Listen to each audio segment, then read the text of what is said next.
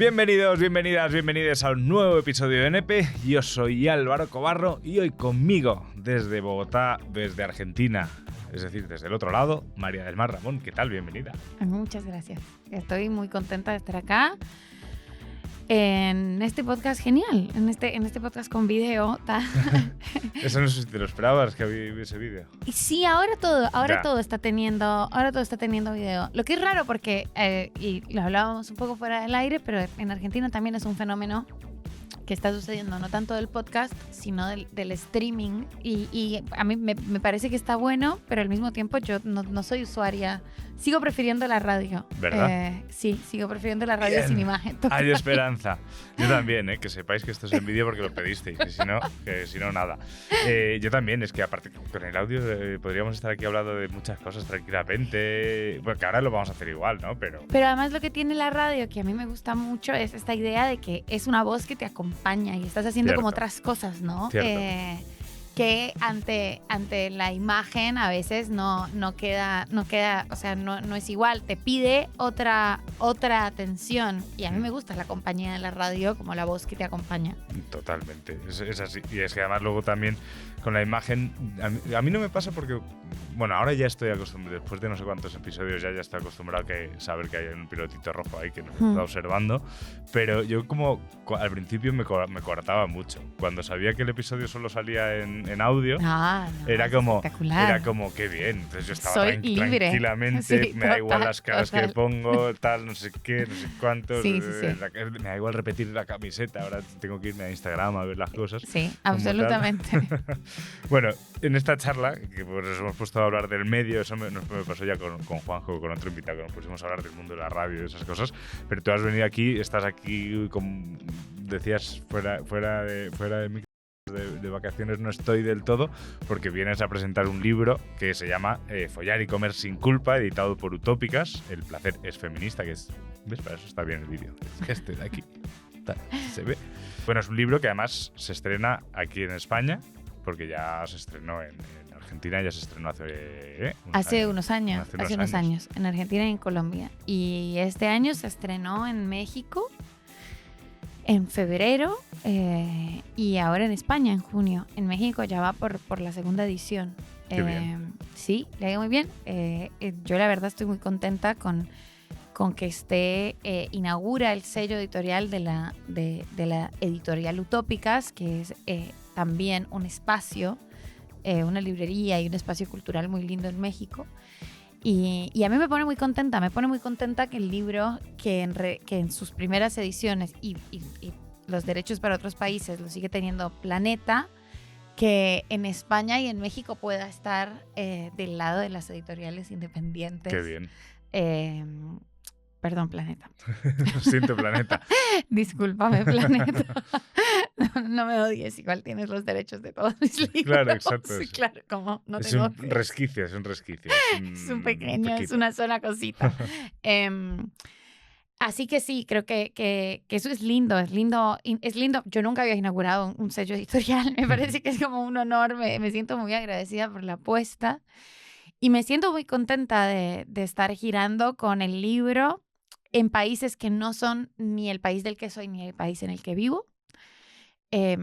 Porque es un libro que está escrito en primera persona y es un libro que habla de unas experiencias muy íntimas, y que al mismo tiempo a mí no deja de sorprenderme que esas experiencias tan íntimas sean un poco colectivas en muchos casos, ¿no? De manera que eso me pone muy contenta, y también me pone contenta presentarlo después de tantos años de su publicación. No son tantos, pero el mundo cambió mucho en estos años. Que era en el 2018, 2019. Sí, cambió. Cambió un montón. Sobre todo en 2020 fue como boom, como tal, pero sí. Me pone contenta pensar al libro en función de los problemas del presente, que creo que no son, a pesar de que los problemas de los que habla el libro siguen, la situación empeoró con muchos otros, ¿no? Sí. Se profundizó. Sí. Ahora hay nuevas amenazas, y me gusta pensarlo también en función de un diálogo con el presente. De hecho, efectivamente, claro, es que te pones a pensar en los últimos 4 años, y da miedo, sobre todo este último tercio del año está siendo un poco complicado. En Europa, en Argentina. en muchas partes del mundo, concretamente. Bueno, y por supuesto en Israel y en Palestina y en Ucrania. Claro. En el mundo en general. El mundo. Pero igual, México va bien. México sí, México hizo bien México sí, México está bien, sí. Colombia tiene por primera vez un presidente de izquierdas progresista. Nunca había pasado en la historia colombiana. Fíjate. Entonces, como yo tengo Chile también, a veces me da la sensación de que Argentina, también por vivir en Argentina, y también es cierto que Argentina siempre ha estado muy apegada a las tendencias europeas, a pesar de ser un país latinoamericano, con lo cual eso quizás explique de alguna forma, y quiero ser muy enfática con esto, la tragedia que estamos viviendo como país. Digo, como no hay una media tinta en esto, es una pesadilla. Sí. Es una pesadilla, el gobierno de Milei es una pesadilla distópica, y es muy lamentable estar en el país y al mismo tiempo ver la desintegración de un país al que yo personalmente quiero tanto, primero porque es mi casa y segundo porque es un país al que genuinamente le tengo afecto, y que sea la punta de lanza en América Latina de un fenómeno tan peligroso como estos nuevos fascismos. Sí. Y que esto se dé con unas...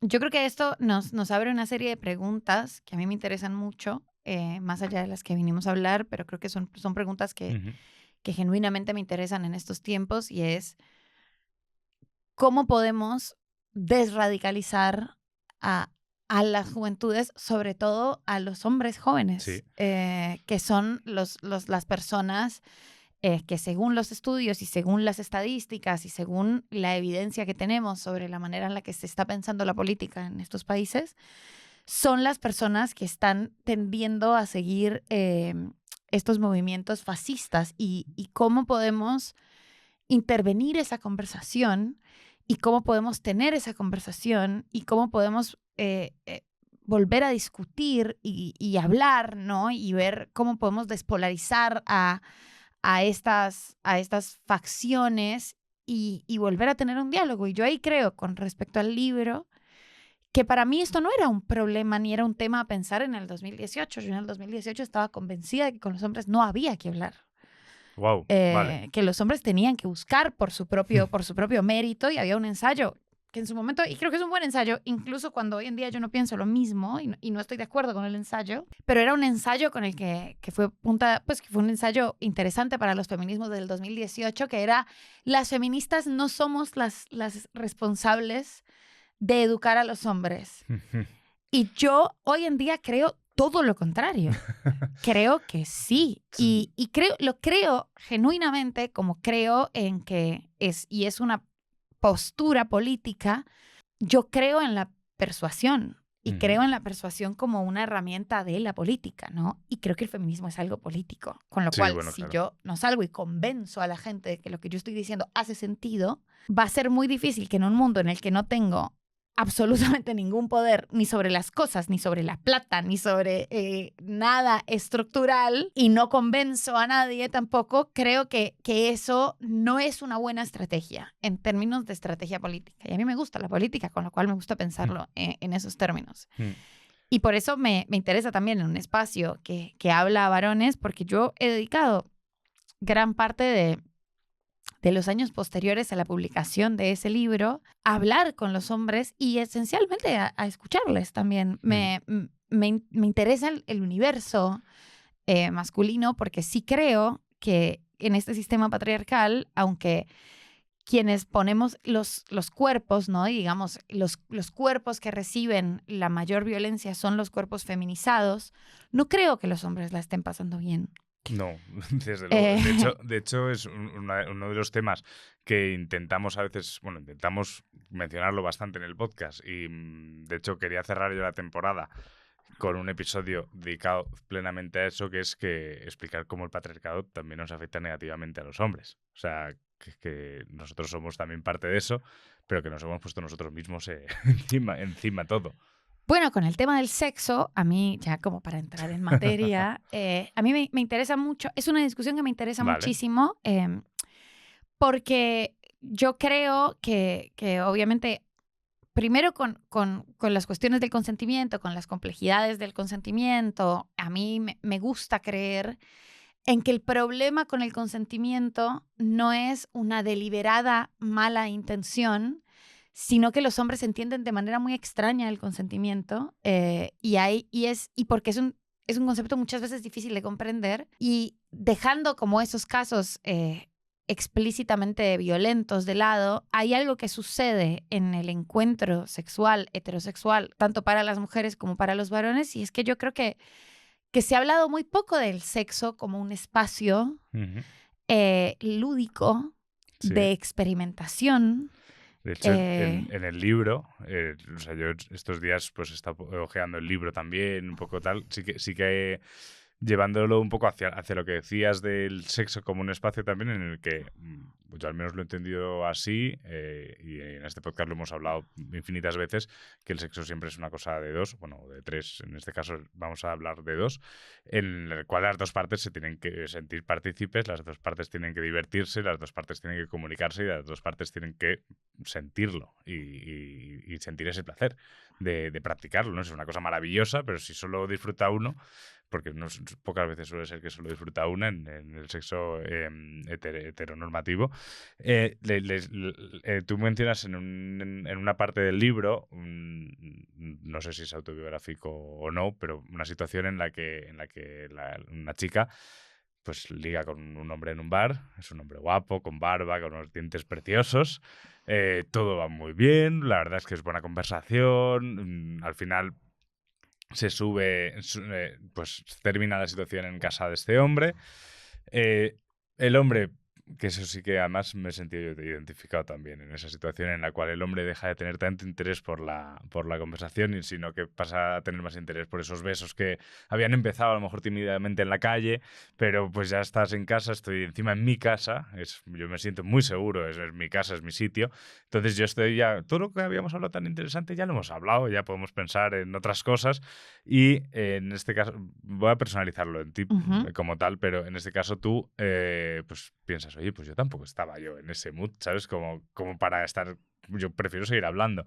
Y aunque sea ya solo por tu parte, por miedo a lo mejor a una represalia del hombre, ya sea física o verbal, o esa reprimenda de, joder, pues para eso no subas, o esas cosas horribles que yo creo que sería mentir si no nos ponemos todos los hombres a decir que alguna vez por lo menos las hemos pensado, y decirlas probablemente me atrevo a decir que también. Que al final, pues, por insistencia, aunque no sea una insistencia violenta y tal, sino que ya por venga, va, pues, de hecho, en el mencionas, pues iba a tener sexo sin ganas realmente, y te alucinaba que él no se diese cuenta de que pues que ahí no había por tu parte ni deseo, ni ganas, ni tampoco ese placer que en teoría se tenía que hacer.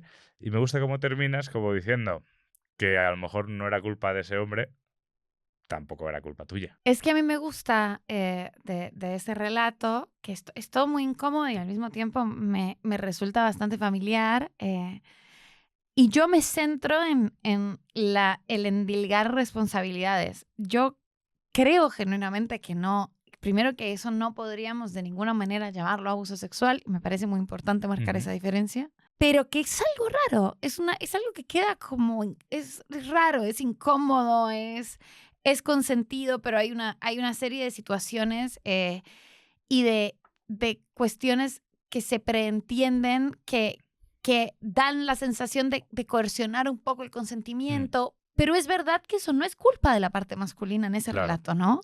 Es un poco, aquí también ha habido mucho debate aquí en España con todas las leyes de perspectiva de género, que se hablaba de consentimiento, ¿no? De solo sí o sí, pero que tiene que haber, también se decía que además de consentimiento tiene que haber deseo, porque el consentimiento se puede comprar. Sí, pero también no estoy segura de que exclusivamente, o sea, me gusta pensar en ese universo ideal, pero incluso cualquier persona que tenga sexo continuamente sabe que muchas veces el deseo también te surge después de un ratito, ¿no? Sí, Como eso no sí. es una cosa que Ujú. todo el tiempo estás cachondo y Sí, sí, estás sí, ahí, sí. y entonces de pasas de 0 a 100. Y con lo cual a mí me resulta que todas las definiciones taxativas sobre el consentimiento me resultan un poco tramposas hoy en día, a pesar de que me ha parecido muy interesante siempre que las hemos usado y siempre que hemos llegado a estas conclusiones y a estas síntesis. Siento y me temo que es la clase de cosas que no vamos a poder sintetizar porque Ujú. son complejas y involucran a un compendio a un entramado muy complejo. A mí lo que me resulta con esta situación que se narra en el libro, también me parece interesante, es, yo por supuesto, lo que le pido a los hombres es, tengan en cuenta que hay una serie que para las mujeres el sexo y el sexo con extraños ha estado terrorizado. Hay Vale. un ejercicio del terror sobre el sexo con extraños en las mujeres, ¿no? Hay una idea de que la manera en la que te violan son personas que desconoces, es en Cierto. una calle, Ujú. sucede de noche. Si se puede poner más estereotipos todavía, es una persona migrante, o saliste y te emborrachaste y entonces te pusieron algo en el trago, como que son actividades que están muy terrorizadas para las Ujú. mujeres. Entonces, claro, yo voy a tu casa a la noche pensando que nos dimos unos besos en un bar y yo ya me siento en total desventaja porque no estoy en mi casa y porque yo ya he visto los testimonios de mis amigas y de mis compañeras y de los diarios de la chica que se fue a la casa de no sé quién y apareció descuartizada, ¿no? Esta clase de cosas. Y sin llegar al punto de la descuartización, cuando se produce un abuso en esas situaciones, Claro, los medios, las tertulias de ¿y por qué subiste? claro, total, O ¿no? sea, ¿y por Entonces qué una ya subiste, no? Si subiste a casa ya es como... verdaderamente se siente muy culpable por lo puta, ¿no? De pensar, Dios. Sí. Y en esta situación te sientes coercionada por una serie de violencias potenciales, porque Ujú. es verdad que no han sucedido. Claro. Y ahí, como lo que yo le pido a los hombres es, tengan en cuenta que todas las inequidades estructurales que transitamos en la vida se traspolan al ámbito íntimo Ujú. y pueden ser un poco más sensibles, ¿no? O tener un poco más de registro con las otras personas y insistir, estás cómoda, estás tranquila, te quieres, sí, como no mucho más que eso. No, Claro. no creo que por parte de, de ustedes y de las masculinidades se puede hacer mucho más que eso, por un lado, y por el otro lado, lo que sí creo, pero eso ya no lo puedo pedir yo, es que en la manera heterosexual en la que solemos follar, para los hombres tampoco hay mucho disfrute. O sea, yo no, no puedo concebir que alguien esté tan pendiente de tener la verga dura mucho tiempo y que esto sea una angustia legítima cuando al menos yo entiendo que hay muchas mujeres y personas con vulva que piensan distinto. Yo no conozco la primera mujer con vulva que le guste una penetración de más de 15 minutos, pero de verdad que es un montón de tiempo. O Y yo, sea, y yo- es... y yo no creo que a un hombre tampoco, tío, es agotador. O sea, Y es es como, agotador. y nadie lo dice, ¿no? Es como, y seguimos pensando en, no, duró Sí, sí, 2 sí, sí, horas. sí, sí. ¿Qué coge? O sea, ¿quién tiene esa cantidad? O sea, y no, seguimos pensándolo y seguimos diciéndolo porque hay tanto más que el sexo en el sexo. Se refuerza para las mujeres una cosa sentimental y afectiva con que para nosotras es importante tal o cual polvo, si esta persona nos llama al otro día o no, y si tenemos una serie de gestos afectuosos, mucho más que si acabamos o no. Y para los hombres se juega algo de la virilidad que yo creo que va y atenta contra la idea del placer, ¿no? Ujú. Y es, bueno, ¿cómo podemos hacer para pensar este espacio en el que estamos sin ropa como un espacio y como la maravilla de poder experimentar y estar en un lugar en el que puedes decir cualquier cosa y Ujú. cualquier barbaridad y pedir y negociar y hablar y descubrir en lugar de un espacio de validación de la masculinidad donde lo único que se mide es cuán hombre sos si logras tener la verga muy dura por mucho tiempo, que a mí me parece, o sea, debe ser muy agotador, no lo No, sé. y que aparte de eso lo hablamos una vez que hicimos un episodio sobre la disfunción eréctil, que una erección es un hecho bastante involuntario. O sea, que yo no puedo elegir en un momento dado, ahora voy a tener una erección como el que levanta el brazo. Es que es No lo así. sé, a mí me Entonces, sigue, o sea, a mí me sigue pareciendo que una verga es una cosa, es una máquina hidráulica supremamente misteriosa, exacto, o sea, también. me sigue Y, pareciendo como... y luego, por ejemplo, unos apuntes a lo que comentabas antes, decías de que los hombres también nos preguntemos, ¿no? Muchas veces, o nos pongamos en vuestra piel en situaciones pues, a la hora de subir a casa o a la hora de ofrecer algunos planes o tal. Y me ha venido a la cabeza un detalle. Yo muchas veces aquí grabo solo. Y muchas veces, a veces que son colaboradoras habituales que me conocen, pero hay muchas veces que, por ejemplo, podrías haber venido tú y estar tú y yo solos. Y esto es un sótano. Y yo muchas veces, claro, cuando me bajo a grabar y estoy solo y arriba no hay nadie, tengo que cerrar con llave esa puerta. Claro. Hasta que, claro, un día que venía una invitada al programa por primera vez, una chica más, había hablado 4 cosas con ella para venir al programa, y yo estaba cerrando la puerta y de repente algo me hizo clic en la cabeza y dije, esta chica no me conoce, esta chica tal, y yo estoy aquí cerrando con llave la puerta, que yo normalmente cuando cierro una puerta con llave, saco la llave y me la meto en el bolsillo, porque es como un acto serio para no perderla. Y dije, voy a dejar la llave puesta y le voy a decir por qué está cerrando, porque para que se quede tranquila, que obviamente yo soy un personaje semipúblico y eso puede dar cierta tranquilidad, aunque cosas peores han visto, pero ya creo que si todos hiciésemos, respondiendo a lo que decías tú, de ponernos un poco en situación, de analizar también cuál es la situación y qué es lo que podría estar pasando por vuestra cabeza, creo que son pequeños detalles, ¿sabes? Que no cuesta tampoco nada. Es que es un gesto chiquito, Claro. no es un gesto como... yo soy muy fan de preguntar, ¿no? Y de hacer la pregunta algo erótico y hacer la pregunta una cosa calentona y de usar... A mí me interesa mucho el lenguaje en el sexo y me interesa mucho la forma en la que el lenguaje dentro del sexo es una práctica en sí misma. Creemos que no y creemos que solo enuncia otras prácticas y a mí me interesa que decir cosas durante el sexo es algo que te cachondea de manera muy distinta como te cachondea tocar un cuerpo, ¿no? Y creo que son muy complementarias. La gente tiende a pensar que son excluyentes. Y creo que hay cosas eso, como erotizar la pregunta, como volver el diálogo un parte de todo la experiencia sexual y registrar a la otra persona, que es algo muy importante. Por eso no es un manual y por eso no hay un manual y un decálogo, porque para tener registro sobre las otras personas tienes que tener un poco de interés sobre las otras personas también y eso no es algo que se pueda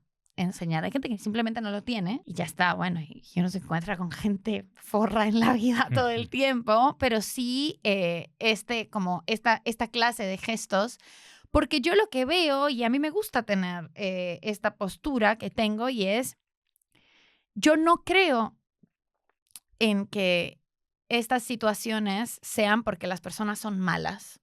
Yo elijo tener una buena fe en los comportamientos de los otros y de las otras. Y por eso me parece que es interesante escribir ese texto, particularmente con el que tú empezaste diciendo que te habías sentido identificado. Yo creo que los varones se pueden sentir identificados porque no es un texto que emita un juicio, no es un texto que te está diciendo esto está mal, lo que deberías... No, es un texto que verdaderamente lo que trata de hacer es esto es confuso y es complejo para todas las partes, claro, entonces... Yo no sé si en esa situación, si yo le hubiera dicho a ese chico, la verdad que me quiero ir a mi casa, el chico me hubiera dicho, vale, te abro la puerta, me hubiera dicho, bueno, qué puta, ¿no? Que es algo que claro. Las dos cosas pueden pasar. Pero la verdad es que yo no lo dije. Claro.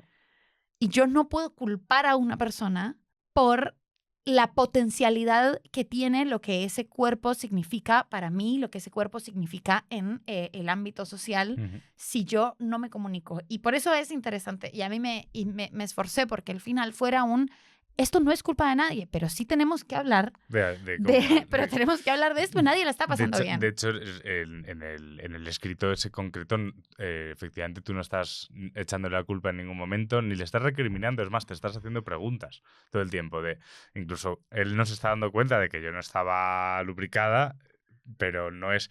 Qué tío imbécil que no se daba cuenta, sino es, no me explico cómo no se está dando cuenta, no, ¿sabes? Claro. Porque es algo que te llama la atención y dices, si es que yo noto de la misma manera que pues tú no puedes notar si una persona está erecta o no.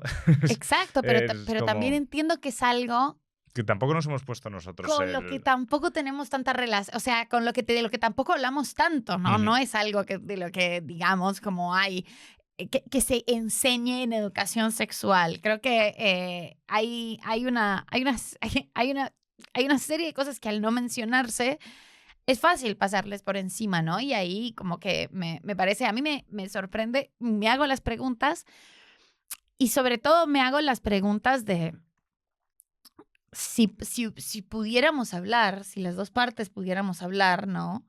Que es algo que a mí todavía me pasa y le pasa mucho a amigas mías y personas que después de un universo en el que creemos que todas las personas estamos bastante permeadas por ciertos discursos feministas, y sigue siendo difícil.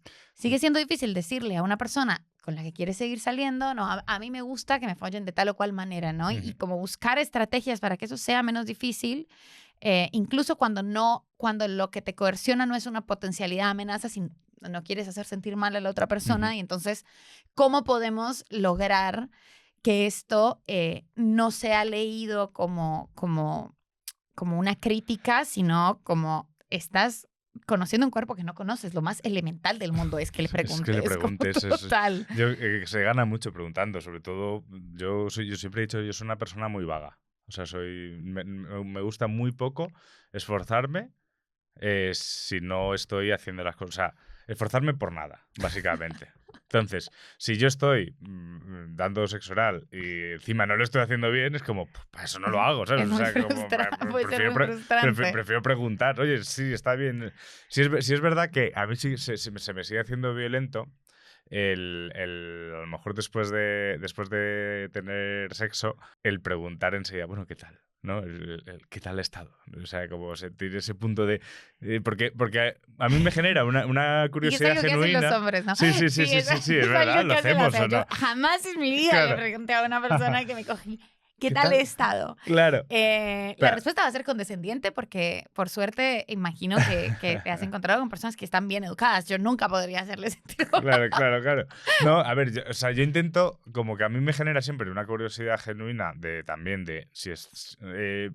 bueno, yo suelo preguntar, antes de qué tal has estado, es ¿qué tal estás? O sea, ¿estás todo bien? ¿Todo bien? O sea, de hecho, a veces me siento un poco pesado preguntando el todo bien, porque parece ser que pregunto eso pensando que hay algo que puede estar mal, cuando no tiene por qué. Y eso sí que me lo han dicho. Una vez me dice que sí, que no me pregunten más, que está todo bien. Bueno, pero yo prefiero que lo que tenga que, o sea, que lo que tenga que aclarar es que está todo bien, a estar pensando, qué mal la estoy pasando. Qué mal la estoy pasando, en silencio, a ver si termina, claro, sí. como creo que... Y frente a eso, hay distintos grados. Yo creo que yo no porque soy una persona que tiene mucho registro de los otros y las otras, y si no la pasé bien, pero básicamente por una cuestión de onda o de piel o la primera vez que te fueras a alguien es espantosa. Hay que parar con el mito de que conoces a alguien y eso sale de 10. Eso no sale de 10, toma tiempo, Primeras veces nunca fueron buenas y segundas pocas veces también.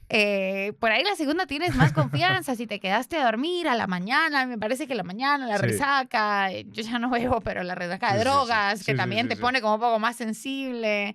Y por otro lado, bueno, creo que esas calificaciones tienden a ser muy condescendientes porque yo muchas veces no creo que la pregunta sea del todo genuina, y porque también es eso, yo sí creo que las primeras veces que follas con alguien estás descubriendo un cuerpo, ¿no? Y no espero que el cuerpo para mí, que el mapa de un cuerpo y de lo que le gusta un cuerpo me sea revelado con absoluta facilidad y que sea inmediato.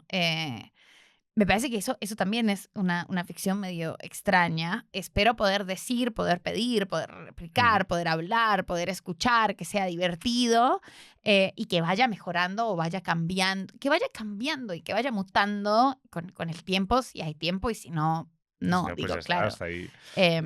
Y luego el tema, yo había apuntado aquí que está feo hablar de sexo, no porque yo piense que esté feo, sino porque la gente lo ve como algo feo.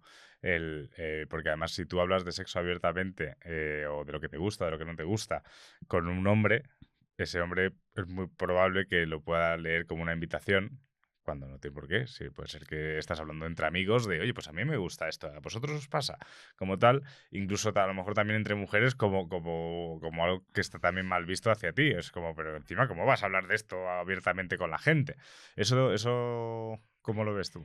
Yo creo que hoy en día yo sí creo que hoy en día se habla más de sexo y me parece que las conversaciones tienen como otra calidad y tienen otras preguntas. A mí me interesa hablar de sexo en el sexo. O sea, a mí me interesa la conversación sobre sexo durante el sexo. Yo creo que de eso sí que se habla poco. La gente no habla de lo mucho que habla mientras coge. Y lo importante, la fantástica práctica que es esa.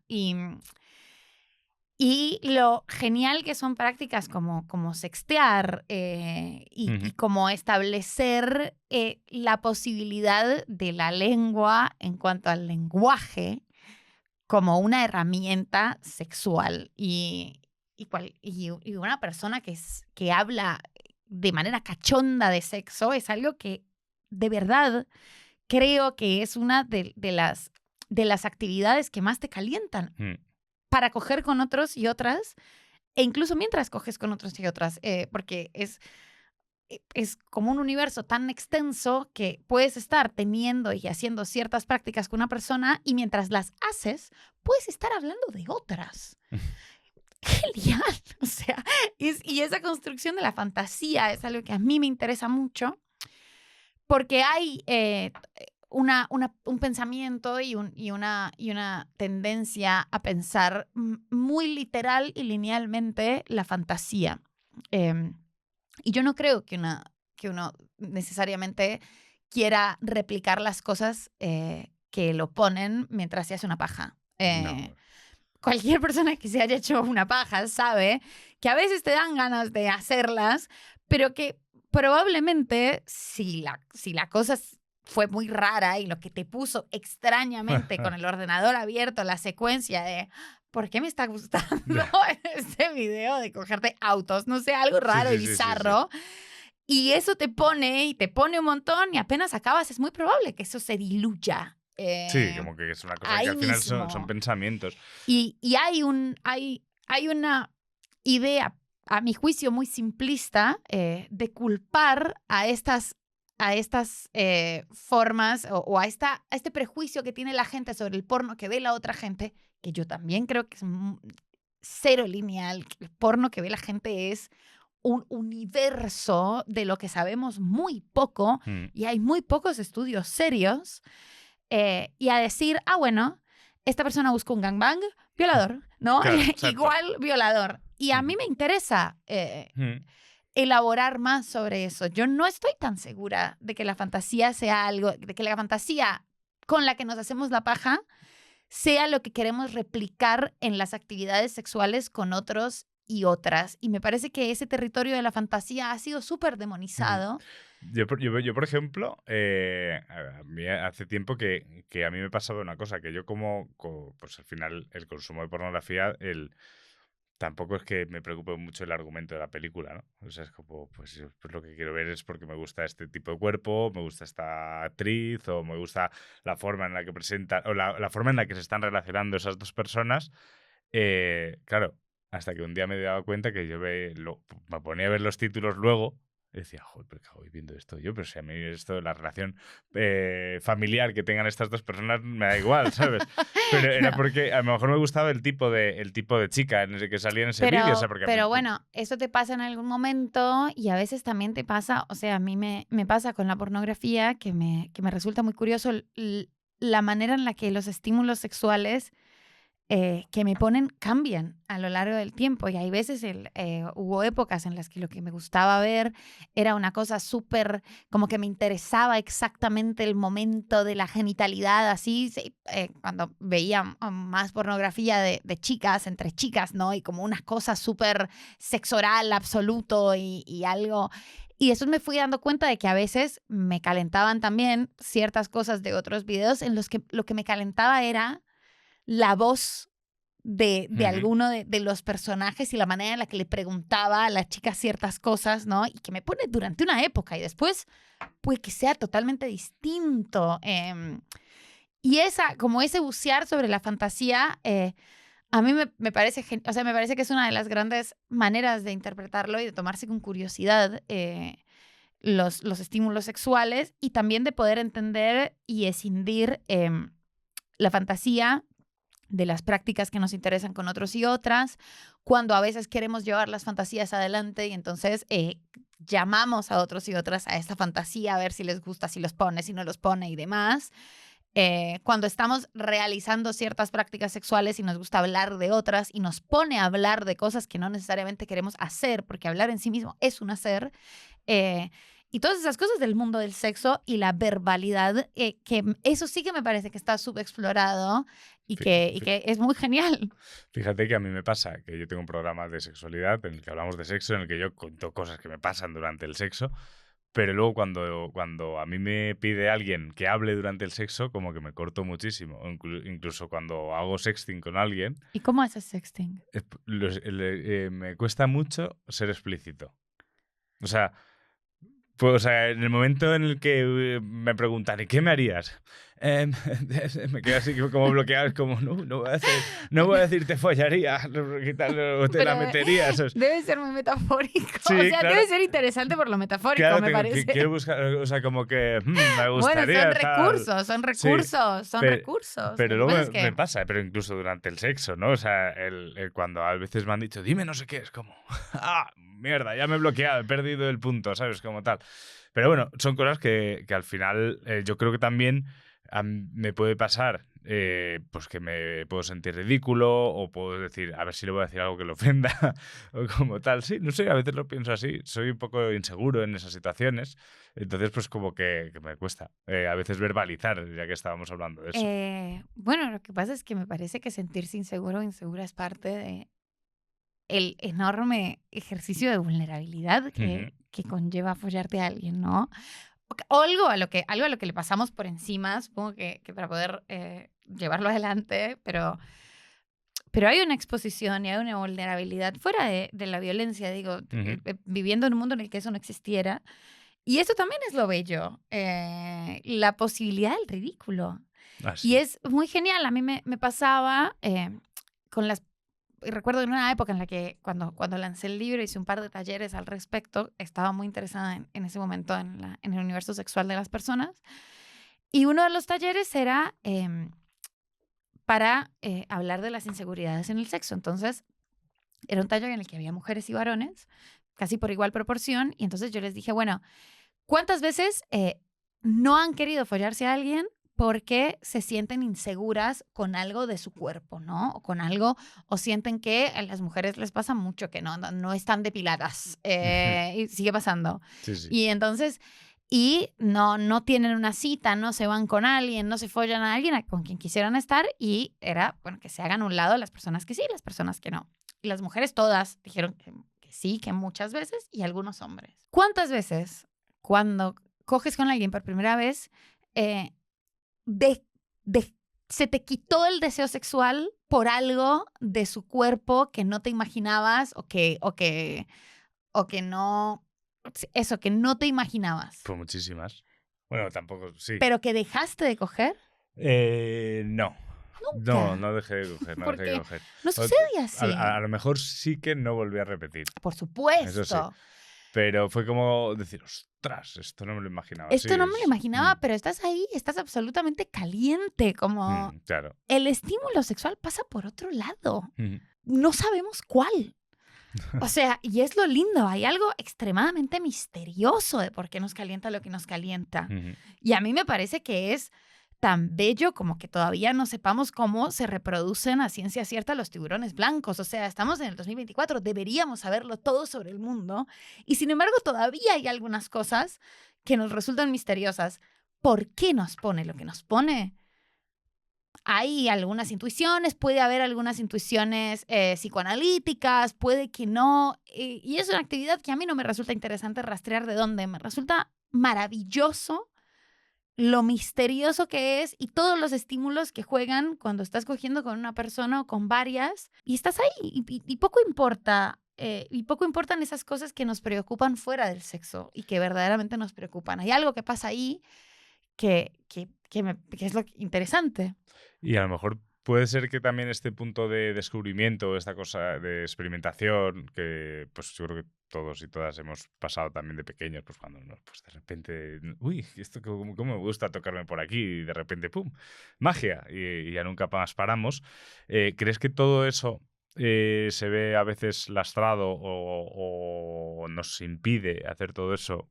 Un tema que tratas mucho en el libro, que es la culpa. Claro, yo creo que hay una enorme culpabilidad y culpabilización, sobre todo ahí sí de los cuerpos de las mujeres, ¿no? En el ejercicio de la búsqueda del placer, porque creo que ahí sí hay una necesidad material y bastante clara y capitalista de que los cuerpos de las mujeres estén siempre no solo terrorizados ante esta idea del placer, sino culpabilizados, pues el sistema necesita que las mujeres sigamos pariendo hijes, ¿no? Pariendo hijes y teniendo relaciones heterosexuales, monogámicas, en las que después parimos y tenemos este deseo de vida que es presuntamente ser madres.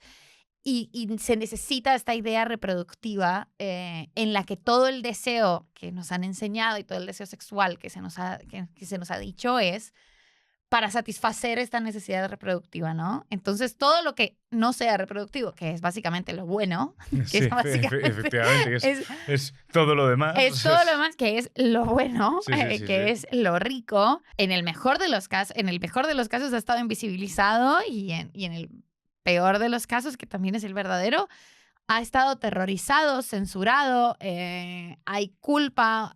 ¿A quién lastimas haciéndote una paja? Nunca, a nadie. Como no hay una actividad más inofensiva. Es más, para mí, si estás insegura de verte con una persona porque has sido una persona miserable contigo en el pasado, hazte una paja antes. Claro. Y probablemente no la quieras ver. Sí, sí, sí. Es como funciona. Está bueno hacerse una paja. De hecho, a mí me ha pasado alguna vez, a lo mejor, de estar como pues muy cachondo, lo que sea, y estar hablando con alguien y decir, estoy como tal, y terminar haciéndome una paja y decir, y ahora tengo que quedar con esta persona.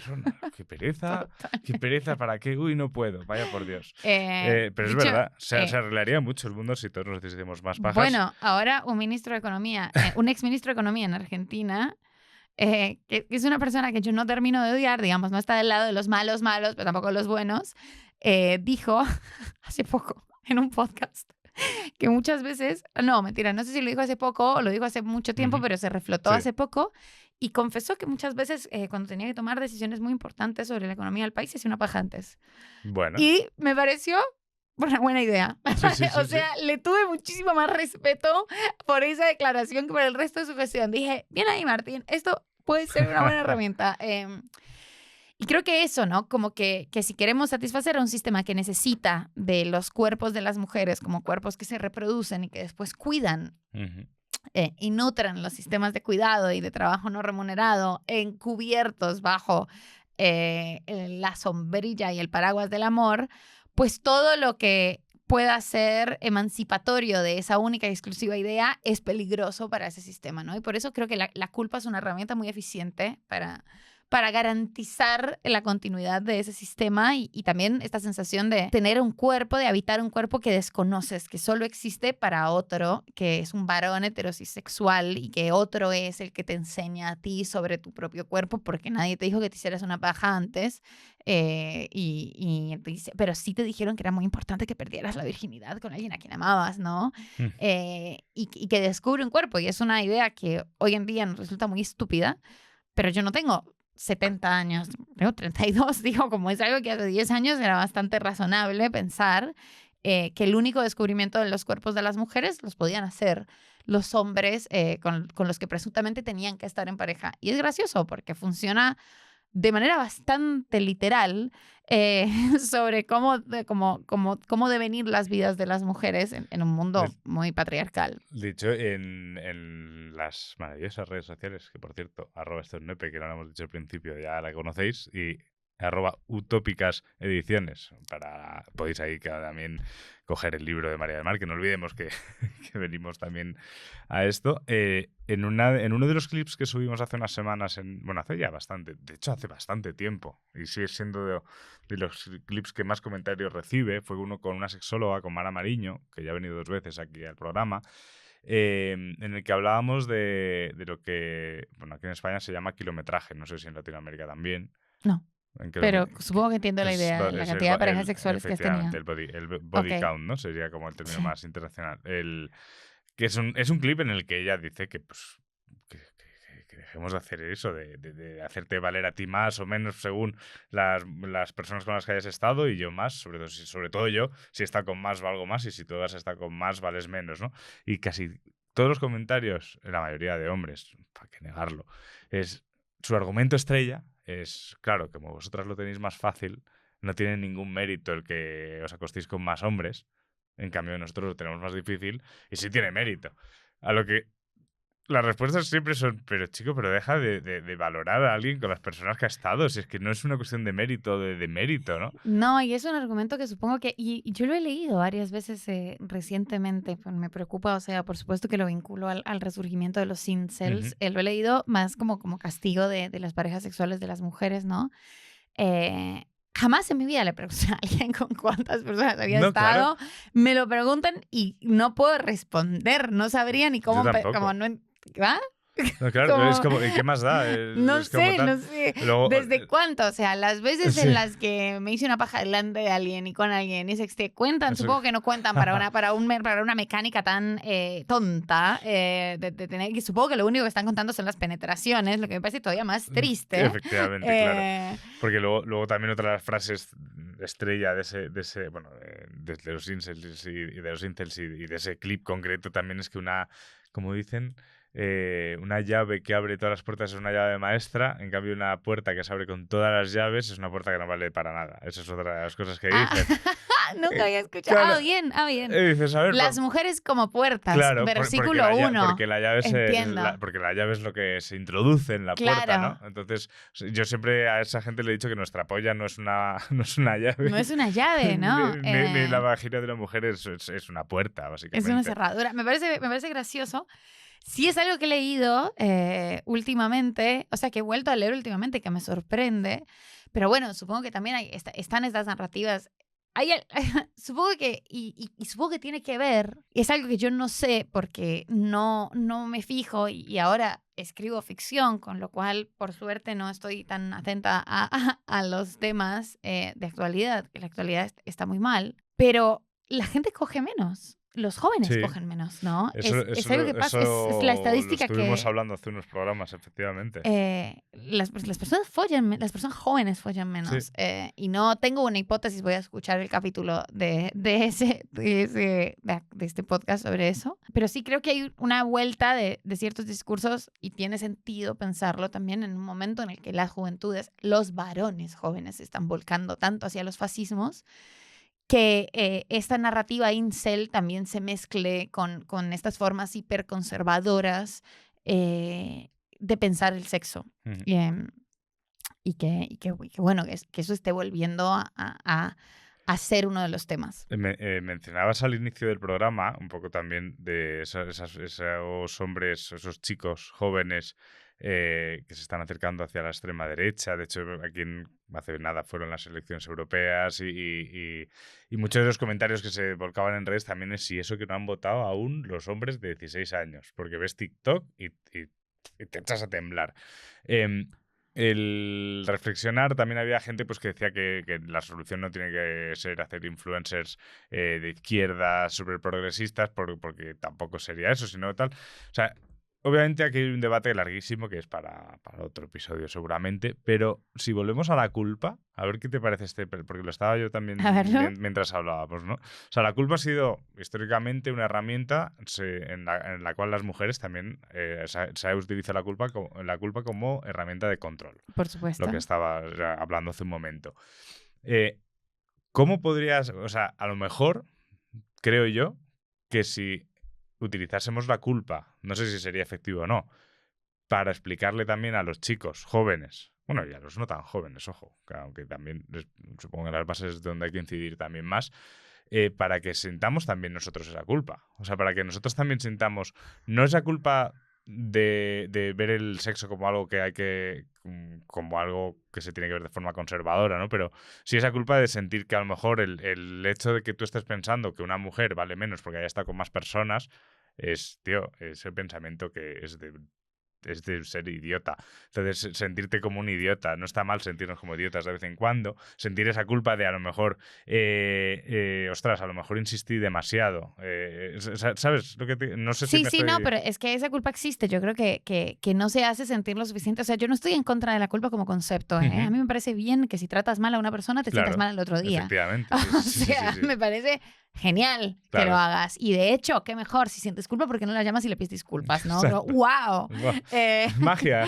increíble. En las mejores farmacias. Lo tienes, Exactamente, sí, sí. como yo estoy de acuerdo con esa idea, lo que me resulta increíble es de vuelta cómo la culpa ha moldeado para las vidas de las mujeres y sus actividades autónomas, personales, que no tienen nada que ver con terceros. Y ha sido una especie de autocensura de el placer, ¿no? Como comer ha sido una actividad muy Sí. fiscalizada y censurada y como nadie, ya ni siquiera hace falta que alguien te lo diga, ¿no? Como la culpa ya es la cantidad de personas que te lo dijeron interiorizada y como también, de vuelta, la sexualidad la sexualidad de las mujeres ha estado muy culpabilizada.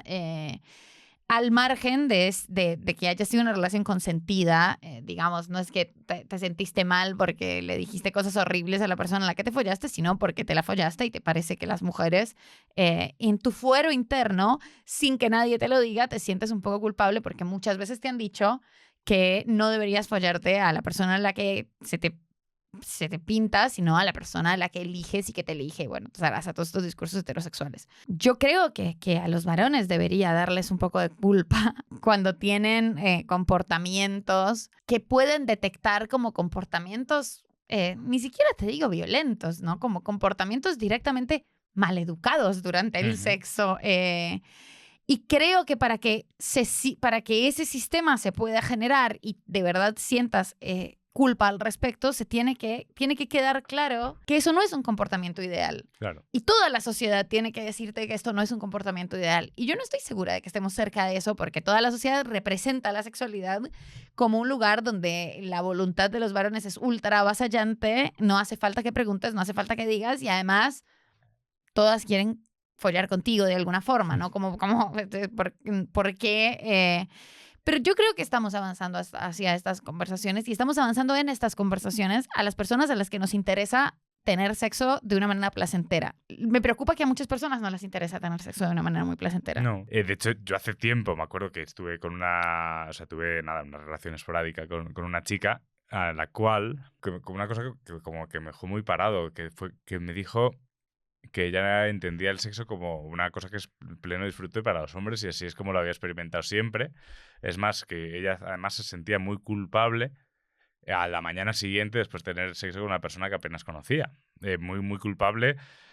Si en lugar de estar solo haciendo la postura del misionero como tal, pues decían practicar una cosa como, entre comillas, fuera de lo común. Tampoco creo que hubiese que hacer el pino para sacarle de su zona de confort, pero entonces yo me acuerdo que, claro, pues cuando yo al principio, cuando estaba hablando con ella y nos estábamos conociendo y nos dábamos a lo mejor los primeros besos, yo en mi cabeza era como, bueno, Álvaro, esta chica se va a sentir culpable, tú no...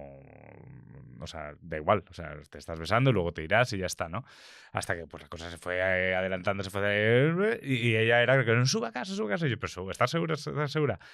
Y claro, cuando de repente mi actitud en el sexo en ese momento era como un poco más comunicativa de lo que ya había conocido, cuando yo era el primero que pues me preocupaba también de que ella estuviese sintiendo en ese momento, o al menos hacer lo posible para intentar que ella lo sintiese. No sé si yo lo estaba haciendo bien o no, eso ya lo tendría que decir ella.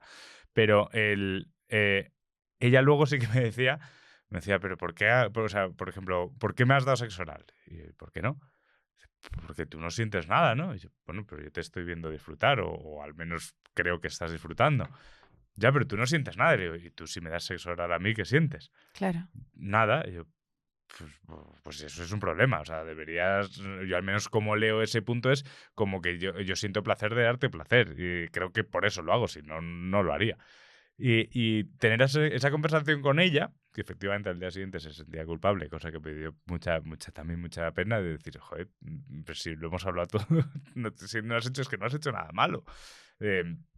Y tener esa conversación y ver Claro, en mi cabeza no existían las personas, o sea, las mujeres en este caso, que aún pensasen que su cuerpo es solo para disfrute nuestro. Porque Claro. al final mi círculo de amigas pues son chicas que hablan abiertamente de su sexualidad y que obviamente pues, se preocupan de que si van a estar con un tío, que ese tío también les dé placer. Pero claro, cuando me lo encontré de frente dije, ostras.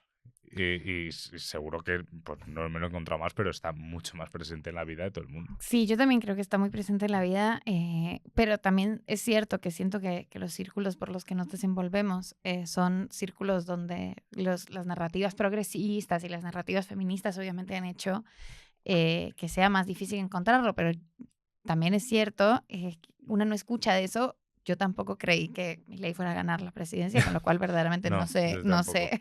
O sea, no conozco gente que lo haya Ya. votado, con lo cual es obvio que la muestra de la sociedad con la que yo dialogo es ínfima y casi que irrelevante a esta altura del Sí, sí. juego. Pero sí que pasa mucho y que creo que ahí lo que sucede es que, bueno, ahí está absolutamente incorporada la idea de que el placer y que el cuerpo está en función del placer del otro. Y también de que eso, ¿no? Como de que de vuelta, si nos devolvemos a esta definición que a la que hemos llegado, con que el sexo es un espacio de descubrimiento, de experimentación, lúdico, cero solemne, la gente se ríe cuando coge, como, y eso está bien, ¿no? Como hay cosas que son y toma agua, Sí. y va a hacer pis en un momento, y hay que hacer pis, y si sos una persona que tiene vulva, tienes Sí, que sí, orinar sí, un montón mientras coges, ¿no? Sobre todo después, si es una relación penetrativa.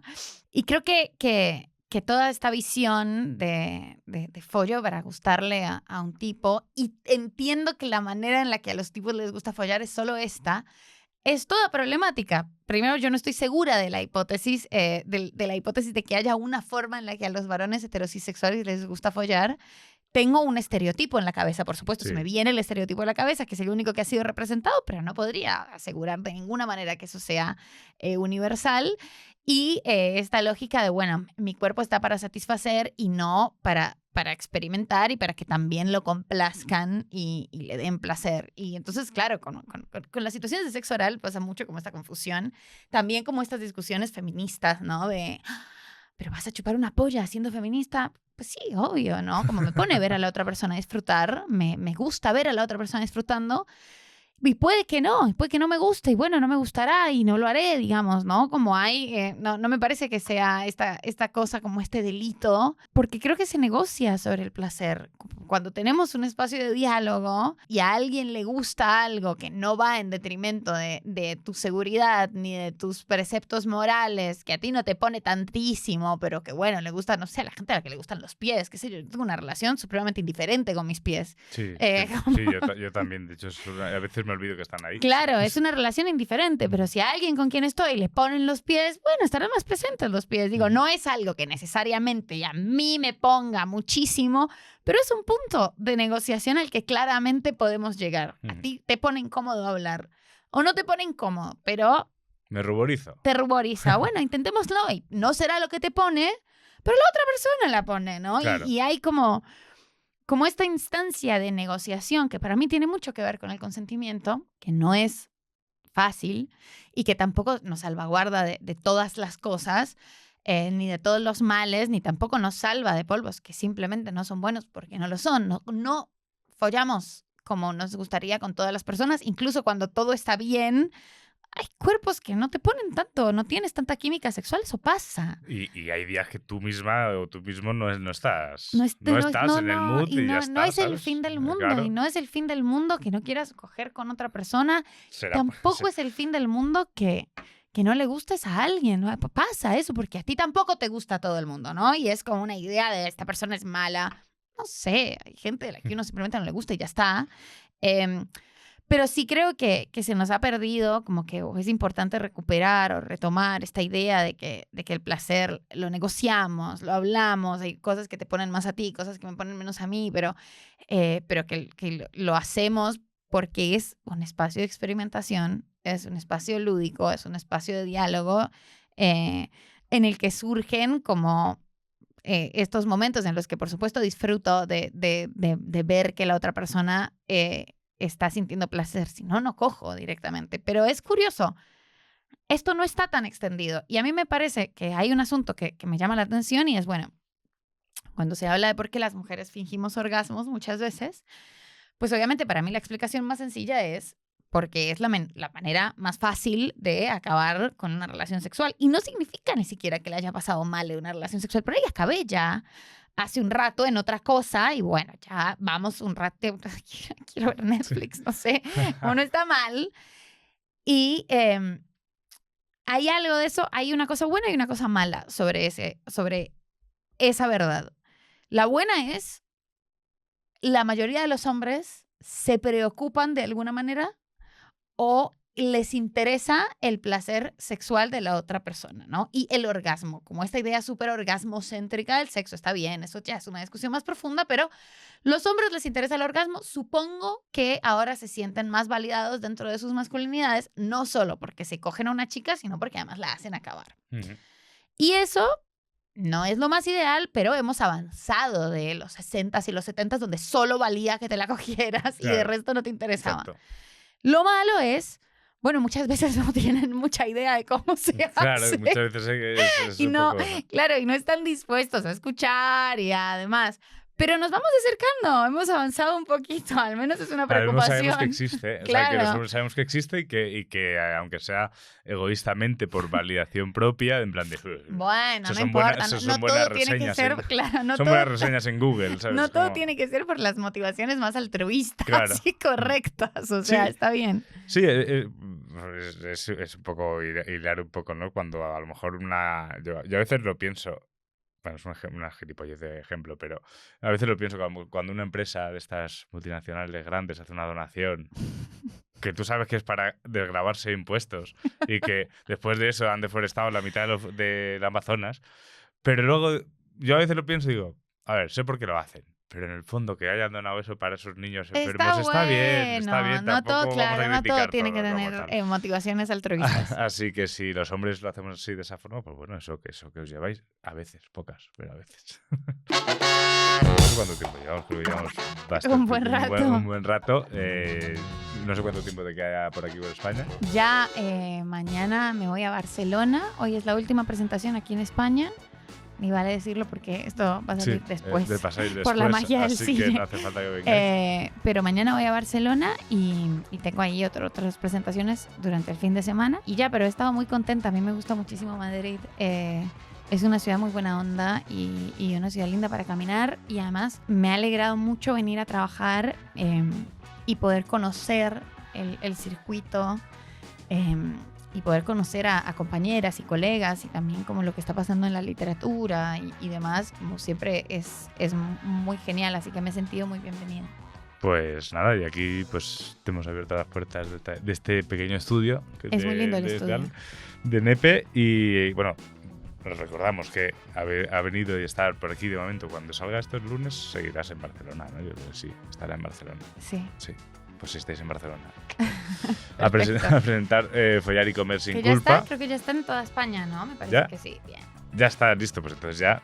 Yo aparte os pondré también un enlace a la editorial, a Utópicas, en la descripción del episodio. Y si lo compréis, compradlo en librerías pequeñas. Eso siempre va a ser mejor. Aquí, como de momento, a mí Amazon no me paga nada, así que librerías pequeñas. A nosotros os podéis encontrar en @estosnepe. Y a María del Mar pues la podéis conocer bastante más aquí en el libro. Así que nada, muchísimas gracias y muchas veces. Muchísimas gracias, me he divertido un montón. Pues nada, venga, chao. Perfecto. Hasta luego. Bien. Bien. Perfecto, ¿eh?